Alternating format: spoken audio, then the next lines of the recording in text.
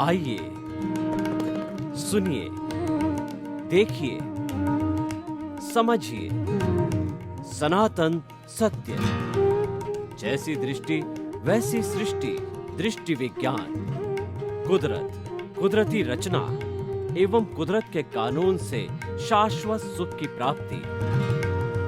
जोधपुर के परम पूज्य महात्मा उपासक प्रोफेसर डॉक्टर सोहन राज तातेड़ के निर्देशन में सनातन सत्य। जैसी दृष्टि वैसी सृष्टि, दृष्टि विज्ञान।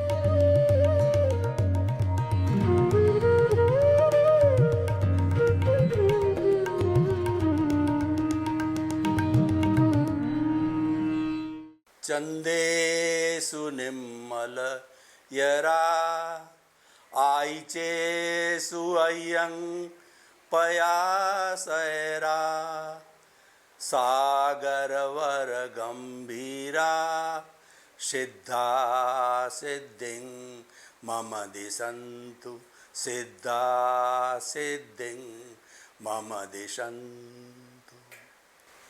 मेरे और आप सभी के भीतर विराजमान शुद्ध आत्मा भगवान को नमन प्रणाम। भाइयों और बहनों, मातृशक्ति को नमन। सनातन सत्य यह कार्यक्रम हम आपको क्यों प्रस्तुत करना चाहते हैं, इसके लिए मैं बताना चाहता हूं कि मानव जीवन के अंदर चार चीज़ें अत्यंत दुर्लभ है। मानव जीवन का मिलना, ईश्वर की वाणी सुनने का अवसर मिलना, ईश्वर की वाणी में श्रद्धा होना और ईश्वर की वाणी को आत्मसात करना। और जिसने ये चारों ही प्राप्त कर लिए हैं उसका जीवन सफल है। मानव जीवन दुर्लभ क्यों कहा गया है? क्योंकि मनुष्य ही एक ऐसा प्राणी है जो संपूर्ण ज्ञान को प्राप्त कर सकता है। संपूर्ण ज्ञान का अर्थ हो गया केवल ज्ञान। 360 डिग्री के ज्ञान को केवल ज्ञान कहते हैं। और जब यह ज्ञान कोई भी इस औदारिक शरीर वाला मनुष्य प्राप्त कर लेता है तो इस औदारिक शरीर के अंदर वह स्वतः ही भगवान ईश्वर परमात्मा बन जाता है। मनुष्य ही एक ऐसा प्राणी है जो कि परमात्मा बन सकता है, क्योंकि हमारे भीतर जो आत्मा विराजमान है उसमें परमात्मा बनने की अर्हता है। अब हम परमात्मा कैसे बने, उसके लिए हमें सनातन सत्य, यूनिवर्सल ट्रुथ, सार्वभौम सत्य की आवश्यकता रहती है कि what is the ultimate reality of this ब्रह्मांड, of this cosmos, of this world. वो हम सनातन सत्य के माध्यम से आपको देना चाहते हैं। और ये हमारा सनातन सत्य कुदरत, कुदरती रचना और कुदरत के कानून पर आधारित है। जो सारा ब्रह्मांड है वह कुदरत है। और इस कुदरत के अंदर जो 84 लाख जीवा योनि के प्राणी जो जिनके बर्थ प्लेसेस हैं और आत्मा की संख्या अनंत है, वो उसका सनातन सत्य प्राप्त करके और वो शाश्वत सुख को प्राप्त करते हैं। ऐसा सुख जिसके बाद कभी दुख आता ही नहीं है। अतः हम उस शाश्वत सुख को प्राप्त करने के लिए सनातन सत्य कार्यक्रम देते हैं। आज का हमारा विषय सत्यम शिवम सुंदरम। ये त्रिवेणी है, ये गंगा जमुना सरस्वती का मिलन है। और ये लक्ष्मी, सरस्वती और दुर्गा तीन देवियों का संगम है। ये जो जैन धर्म के त्रिरत्न है, सम्यक दर्शन, सम्यक ज्ञान, सम्यक चारित्र। हमारी भारतीय संस्कृति में त्रि का बहुत बड़ा ऊंचा स्थान है। और ये त्रि होने से त्रिगुणात्मक, सारी सृष्टि में 3 गुणों की है। 3 गुण कौन कौन से हैं? वो सत्व, रजस और तमस। और आयुर्वेद में जो हमारे बीमार होने के, संतुलित रहने के कारण वात, पित्त और कफ हम स्वस्थ रहते हैं, तो त्रिगुणात्मक चीज़ों का, 3 चीज़ों के समन्वय का बहुत बड़ा संबंध है। सत्यम शिवम और सुंदरम जहाँ पर मिल जाते हैं, एक व्यक्ति में तीनों मिल जाते हैं, सृष्टि में तीनों हो जाते हैं, समाज में तीनों हो जाते हैं, विश्व में तीनों हो जाते हैं, तो वह अनोखा देश, अनोखा समाज, वह वसुधैव कुटुंबकम हो जाता है। देखिए, सत्यम का अर्थ होता है सच बोलना, झूठ नहीं बोलना। God is truth, truth is God. Mahatma Gandhi कहा करते थे कि सत्य ही ईश्वर है और ईश्वर ही सत्य है, और इसके आधार पर अहिंसा को अपनी जो है कार्यशैली बना करके उन्होंने 200 साल पुरानी जो ब्रिटिशर्स की जो गहरी जड़ें थी हिंदुस्तान में, उसको उखाड़ फेंका अहिंसा और सत्य के आधार पे। तो ये कितनी पावरफुल चीज़ें हैं कि इससे जो है साम्राज्य की जड़ें हिल गई। जो सत्यवादी होता है उसको कोई कष्ट नहीं होता, पूजनीय होता है, वो वंदनीय होता है, वो स्तुति होता है। और जो सत्यवादी होता है, हम उसको राजा हरिश्चंद्र की उपाधि देते हैं कि he is a honest man. सत्य से जुड़ी हुई हमारी अवधारणा है, honesty is the best policy.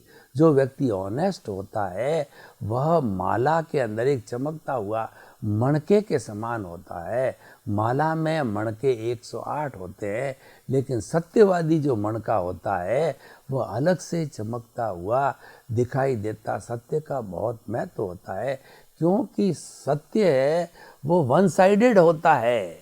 सत्य की कोई कोण नहीं होते हैं, झूठ के अनेकों कोण होते हैं, और एक झूठ को छुपाने के लिए 100 झूठ बोलने पड़ते हैं। मैं आपको उदाहरण देना चाहता हूँ कि मान लीजिए आपने जो कोई गुनाह कर दिया और आपने बिना किसी वकील का साक्ष्यों का सहारा लेके सीधा आप कोर्ट में उपस्थित होकर के और आपकी स्टोरी आपने जज को जो निर्णय देने वाला पनिशमेंट देता उसको सुना दी, अपनी परिस्थितियाँ सुना दी, अपना इंटेंशन सुना दिया, तो जज जो है, क्योंकि वो तो कन्फेस हो गया, वो तो सीधा फैसला सुनाता। और उसके मन के अंदर, क्योंकि वह भी मानव है, वह भी इंसान है, और ये कोर्ट न्यायालय किस लिए बने हुए हैं? व्यक्ति को मारने के लिए नहीं, व्यक्ति को सुधारने के लिए। इसीलिए कहा गया है पापी को नहीं पाप को मारो, कि जो उस व्यक्ति के भीतर बुरी आदतें हैं, बुरा स्वभाव है, उसको समाप्त करो। उसके लिए न्यायालय होता है। ऐसा नहीं है कि इस व्यक्ति को गोली से मार दो, इसने गलती करी है, और इस व्यक्ति को उसको सुधारने का मौका देना चाहिए, क्योंकि हर क्षण व्यक्ति बदलता रहता है। ये एक लॉ ऑफ द नेचर है कि संसार संचरण करता है, हर क्षण हर वस्तु बदलती है। तो इंसान के प्रति भी एक सी ओपिनियन, एक सा अभिप्राय नहीं रहता। वह भी जो है भीतर पश्चाताप करके, प्रायश्चित करके, और उस अग्नि में शुद्ध होकर के वो बदलता रहता है कि मैंने, देखिए, आदमी किसी के वशीभूत होकर के कोई भी गुनाह करता है, वो क्या कारण होते हैं? वो हमारे नेगेटिव इमोशंस है। सबसे बड़े नेगेटिव 18 नेगेटिव इमोशंस को जो है हमारी भारतीय संस्कृति मूल रूप से 4 भागों में बांटा है। वो है क्रोध, अहंकार, माया, लोभ। इसका एक शब्द कहो तो वो कषाय है, एक शब्द कहो तो मोह है, एक शब्द कहो तो उसके कर्म है, और इसकी सारी व्याख्या करो तो वो 18 तरह के नेगेटिव थॉट्स है जिनके वशीभूत होकर के व्यक्ति झूठ बोलता है। तो ये सारी सत्यम की बात हो गई कि सच बोलना चाहिए, सच के परिणाम बहुत अच्छे होते हैं। एक बार आपने सच बोल दिया तो आपका प्रायश्चित प्रारंभ हो गया। सच बोलने का अर्थ ये हो गया कि आपने जो है आलोचना, प्रतिक्रमण, प्रत्याख्यान सब चालू कर दिया। भीतर सच बोलने के साथ साथ में आपने गुनाह को कबूल किया, वो आलोचना हो गई, और आपने प्रतिक्रमण चालू कर दिया कि फला व्यक्ति के साथ मैंने ये बुरा व्यवहार किया है, मुझे क्षमा करो, क्षमा करो। और आप जो है संकल्प लेते हो कि भविष्य में कभी झूठ नहीं बोलूँगा, भविष्य के अंदर जो मैं ऐसी कभी गलती नहीं करूँगा। ये सारा सत्य का प्रताप प्रकाश है, क्योंकि ईश्वर जो है स्वयं सत्य है। अब हम शिवम की बात करते हैं। शिवम का अर्थ होता है कल्याणकारी, भला करने वाला। जो शिवजी भगवान हैं वो सबका कल्याण करते हैं। किनका? सज्जन लोगों का कल्याण करते हैं और दुर्जन लोगों का वो जो है संहार करते हैं। तभी जब शिवजी का तीसरा नेत्र खुलता है तो वो तांडव नृत्य करते हैं। कब करते हैं? जब इस धरा पर बहुत ज़्यादा पाप आ जाता तो दुराचारियों को वो समाप्त करते हैं और सज्जनों को, साधु संतों को वो प्रोटेक्शन देते हैं। तो शिवम का मतलब कल्याण। कल्याण जो है वह एक अच्छी भावना है, वह समाज में होती है तो सबका निभाव होता है। और शिवम की भावना से प्रेरित होकर के लोग जो है लोक कल्याण और जगत कल्याण करते हैं। और लोक कल्याण जगत कल्याण करने के लिए वो सेवा के कार्य करते हैं, वो परोपकार करते हैं, तन की सेवा करते हैं, मन की सेवा करते हैं और धन की सेवा करते हैं। ये सेवा क्यों की जाती है कि हमारे पे कर्जा है और व्यक्ति को कभी वो कर्जा साथ लेकर के नहीं जाना चाहिए। अगले जन्म में उसको कैरी फॉरवर्ड नहीं करना है, यही उतार के जाना है। तो 4 ऋण कौन से हैं? पहला ऋण देव ऋण है, यानी जो भगवान है, जिसका जो भी इष्ट है वह उसकी मदद करते हैं सुख के अंदर, दुख के अंदर, क्योंकि उसको याद किया जाता है। कबीरदास जी ने बहुत ही सुंदर कहा है कि सुख में सुमिरन सब करे और दुख में करे न कोई, और जो सुख में सुमिरन करे तो दुख काहे को होए। यानी व्यक्ति क्या होता है कि जब दुख आता है तो ईश्वर को याद करता है। अगर सुख की स्थिति होती है, नॉर्मल पोजीशन के अंदर ईश्वर प्राणिधान करे, ईश्वर की भक्ति करे, वह जो है वह अपना रोज जो है वह ईश्वर भक्ति का काम करता रहे तो दुख आने का प्रश्न ही नहीं है। और केवल जो दुख के समय करे तो वह एक अधूरा पक्ष हो गया। तो कहने का अर्थ होता है हमें ईश्वर प्राणिधान, ईश्वर भक्ति जो है करते रहना चाहिए। वो शिवम का रास्ता है। उस भगवान को जो है वो ऋण उतारने के लिए जो है हम धूप, दिया बत्ती, अगरबत्ती इत्यादि करते हैं, उनको भोग चढ़ाते हैं और उनका स्मरण करते हैं, उनके नाम की चांटिंग करते हैं। उससे देव ऋण उतरता है। और दूसरा जो है ऋण गुरु का ऋण होता है। गु का मतलब अंधकार, अज्ञान रूपी अंधकार को रू का मतलब दूर करने वाला व्यक्ति होता है, वह गुरु कहलाता है। उसका हमारे पर बहुत बड़ा ऋण है, क्योंकि वो हमारा अज्ञान रूपी अंधकार को समाप्त करता है। तो उसकी सेवा की जानी चाहिए, उसका सहयोग किया जाना चाहिए। तो वह जो है वो गुरु के प्रति हमारा जितनी सेवा है उसको चित्त समाधि पहुंचाना है, वो गुरु का ऋण उतरता है। और पितृ ऋण, माता पिता हमें संसार में लाते हैं और हमको पैदा करते हैं, हमारा जो है देखभाल करते हैं और हमको पैरों पर खड़ा करते हैं, उनका कर्जा कभी नहीं उतरता। कहा जाता है अगर संतान माता पिता का पैर खोल करके रोज वो पानी पिए तो भी वो ऋण नहीं हो सकते हैं। तो इसीलिए जो है उनसे ऋण रहने का अर्थ होता है उनको जब वो वृद्ध हो जाते हैं उनकी सेवा करो, उनकी चित्त समाधि पहुंचाओ, इनको किसी तरह का कष्ट न हो ऐसा कार्य करो। तो देखिए ये हो गया पितृ ऋण चुकाने का रास्ता। और चौथा हो गया समाज का ऋण। समाज हमको पहचान देता है, प्रतिष्ठा देता है, पद देता है और हमारे को प्रोत्साहन देता है, उसका हमारे पर ऋण है। वो चुकाने के लिए हमें तन की सेवा, मन की सेवा, धन की सेवा करनी चाहिए। तो ये सारा जितना भी सेवा का कार्य है, ऋण उतारने का कार्य है, ये शिवम है। हर व्यक्ति को अपने जीवन के अंदर शिवम को स्थान देना चाहिए। लोक कल्याण, जन कल्याण, जगत कल्याण, जय जगत है, इसकी तरफ भी ध्यान देना चाहिए। अपना अपना परिवार का भरण पोषण करने के साथ साथ में तो ये शिवम हो गया। और तीसरा है सुंदरम। ये सारी सृष्टि सुंदर है। भगवान ने एक रेत का कण भी जो है असुंदर, अगली या खराब नहीं बनाया है। और उसको खराब हमारी भावना करती है। हमारा जो ये जो 2 आँखें हैं, ये दो चश्मे हैं, एक राग का चश्मा और एक द्वेष का चश्मा, एक जो लाइक का चश्मा, एक जो है वो डिसलाइक का चश्मा। एक कहता है कि ये मेरा प्रिय है, दूसरा कहता है कि ये मेरा प्रिय है। एक कहता है कि इसके साथ मैत्री करो, दूसरा कहता है कि इसके साथ में द्वेष करो, दूसरी आँख कहती है। तो ये राग द्वेष का जो पलड़ा है, यही किसी भी वस्तु को खराब करती है। किसी के प्रति राग द्वेष का नज़रिया से वह व्यक्ति जो है या वह वस्तु है खराब नज़र आती है, और लेकिन यथार्थ रूप में देखो तो वस्तु होती है, कुछ भी नहीं होता है। वस्तु या तो जड़ है या चेतन है, तो उसके अलावा तीसरी चीज़ होती नहीं है। तो यथार्थ रूप के अंदर कब दिखता है? जब तीसरी समता की आँख खुलती है। तो हम सुंदरम कब हो सकते हैं? जब समता की आँख को खोलते हैं, जब स्थित प्रज्ञ होते हैं, जब प्रज्ञा चक्षु होते हैं, भीतर की आँख खोलते हैं। वो समता की आँख है, वो तीसरा नेत्र है, वो थर्ड आई है। जब समता की आँख खुल जाती है तो हम जो है लाइक डिस्काई को भूल के दोनों को समान समझते हैं कि धूप है, छाँव है, और सर्दी है, गर्मी है, और तिरस्कार है, सम्मान है, लाभ है और हानि है। दोनों स्थितियों में हम एक समान रह करके इस सृष्टि को सुंदर समझते हैं, और सुंदर जो है भावना के साथ के अंदर उसको देखते हैं। तो ये सत्यम शिवम सुंदरम तीनों गुण हैं।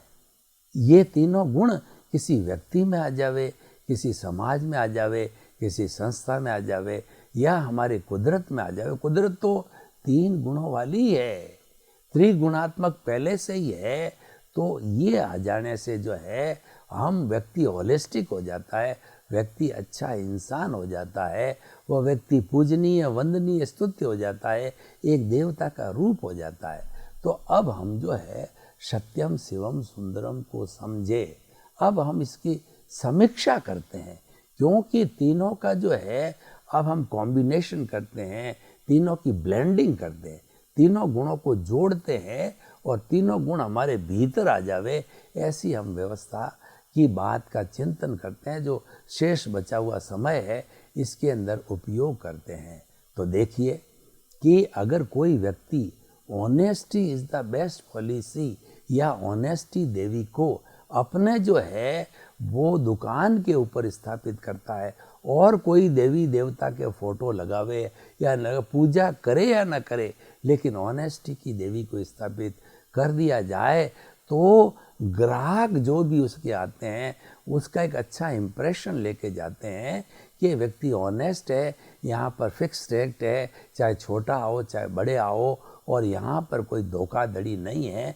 तो उस व्यक्ति की रेपुटेशन जब जम जाती है तो उसके ग्राहकों का इतना तांता लगता है कि वह भारी पड़ जाता है सारी व्यवस्था को संभालने में, जबकि उसके पड़ोस वाला इस पॉलिसी को नहीं समझता है, और वो जो है रेट में डिफरेंस करता है, क्वालिटी में गड़बड़ करता है, तो वहाँ पे कोई ग्राहक नहीं जाता। ये दोनों का अंतर क्या हो गया कि एक सत्यम शिवम सुंदरम में विश्वास करता है और एक विश्वास नहीं करता है। ये हम भेद आपको बताना चाहते हैं, कि हम बताना चाहते हैं कि अगर ये तीनों ग्रहण किए लग जाते हैं तो हमारा जीवन कितना आनंदमय होता है। आप जीवन को आनंदमय बनाना चाहते हो तो सत्यम शिवम सुंदरम को ग्रहण करिए, आत्मसात करिए, हृदयंगम करिए।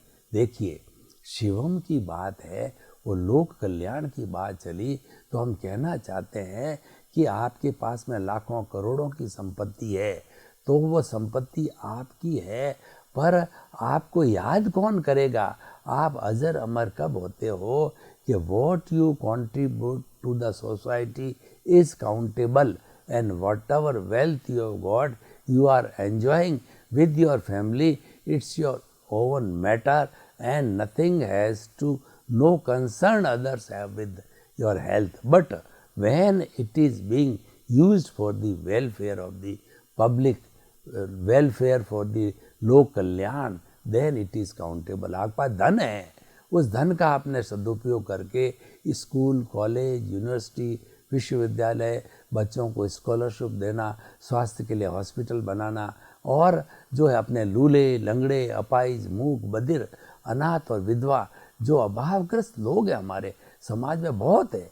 हिंदुस्तान के अंदर तो 50% आबादी है गरीबी की रेखा के नीचे है, और आपने उस धन को जो है व्यर्थ उड़ाने की बजाय अपना जो है वो नीड्स को पूरा करने के बाद में शेष जो है सारी चीज़ है लोक कल्याण के लिए लगाई, आपने शिवम के लिए लगाई, तो आप एक अच्छे इंसान बन गए। मैंने अभी ऑटोबायोग्राफी पढ़ी थी बिल गेट्स की, जो कि वर्ल्ड के रिचेस्ट व्यक्ति है, तो उनकी ऑटोबायोग्राफी में लिखा गया है कि उनकी कुल संपत्ति कितनी है उनको खुद को मालूम नहीं है। वो बहुत सी जो है कंपनियों के मैनेजिंग डायरेक्टर वगैरह है, और वो अपने जो है खुद के परिवार के भरण पोषण के लिए 2 या 3% का उपयोग करते हैं।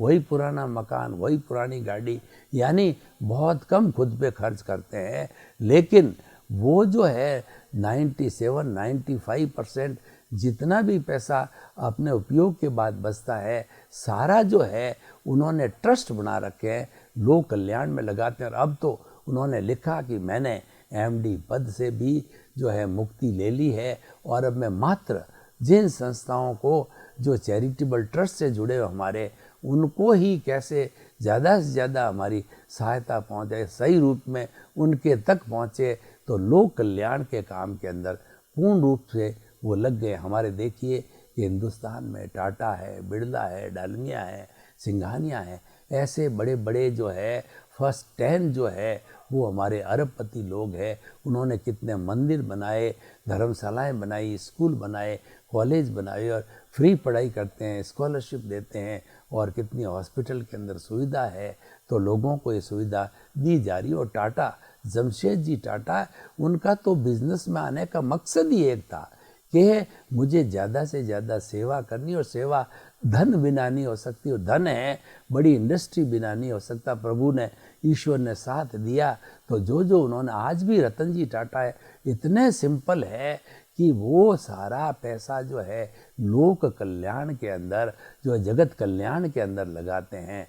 तो हम ये कहना चाहते हैं कि व्यक्ति वही याद किया जाता है जो जगत कल्याण, लोक कल्याण, जय जगत करता है, और वह अजर होता है, अमर होता है, और वो उस पैसे का सदुपयोग गिना जाता है, और लोग उसी को याद करते हैं, इतिहास उन्हीं का बनता है। तो हम बात ये कहना चाहते हैं कि सत्यम शिवम सुंदरम है, वो आपके भीतरी जगत का भी जो है सिद्धांत बनाइए, और बाहरी जगत का भी बनाइए।